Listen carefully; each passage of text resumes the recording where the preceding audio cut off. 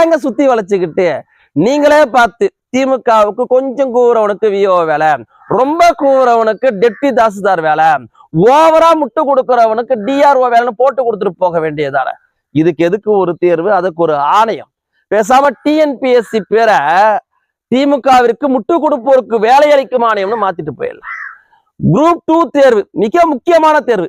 இந்த தேர்வுக்காக பல லட்சம் இளைஞர்கள் அல்லும் பகலும் பாடுபட்டு ராவெல்லாம் கண்ணு முழிச்சு படிச்சு நம்ம குடும்பத்துக்கு ஒரு விடிவு வந்துடாதான்னு காத்துக்கிட்டு இருக்கிறான்.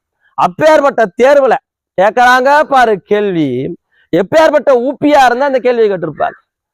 எந்த திட்டத்திற்காக தமிழ்நாட்டு முதலமைச்சரை தாய்மானவர்னு கூப்பிடுறாங்கன்னு கேட்டு கீழே ஒரு 4 ஆப்ஷன். நமக்கு நாமே திட்டமா, விடியல் பயணம் திட்டமானு இன்னும் 2 ஆப்ஷன். நான் இதையெல்லாம் திமுக பிரச்சார திட்டம்னு நினைச்சுக்கிட்டு இருக்கிறேன். வேற யாருக்காவது தெரியுதான்றது தெரியல. தமிழ்நாட்டுல எனக்கு தெரிஞ்சு மொரட்டு ஊபிசு கூட தாய்மானவர்னு சொல்லி நான் பார்த்தது இல்லைங்க. அப்ப இவளுடைய நோக்கம் என்னவா இருக்கு? நோக்கம் என்னவா இருக்கு? ஏன் எந்த ஆட்சி சாராய விற்பனையினால் ஆட்சி நடந்துகிட்டு இருக்கு? யாருடைய ஆட்சியில சாதிவாரி தரவுகளை சேகரிக்க மறுக்கிறாங்க? இப்படி எல்லாம் கேள்வி கேட்க வேண்டியதானே? இப்படியும் கேள்வி கேட்டு போக வேண்டியதானே? டிஎன்பிஎஸ்சி தேர்வை நம்பி இருக்கக்கூடிய பல லட்சம் இளைஞர்களுடைய கனவுல மண்ணள்ளி போடாதீங்க. திமுக மட்டும் தேர்வை விட்டா நாளைக்கு இதையும் கேட்பீங்க.